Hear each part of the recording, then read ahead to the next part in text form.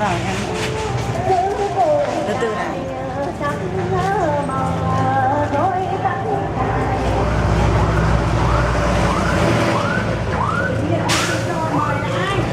Đứng nguyên, chị bảo đứng nguyên mà.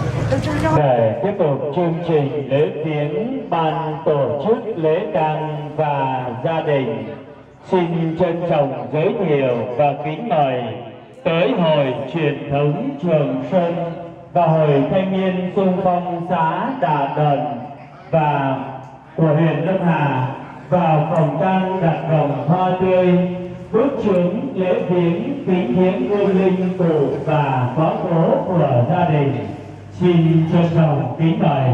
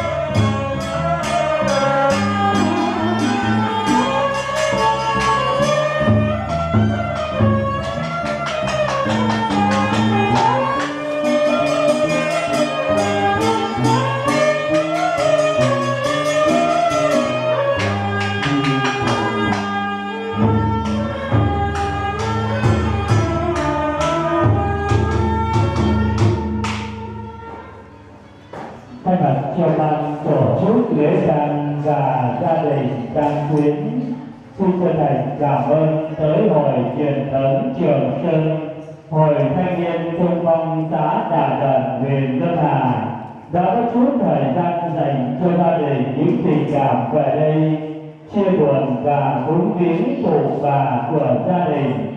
Xin mời quý vị ra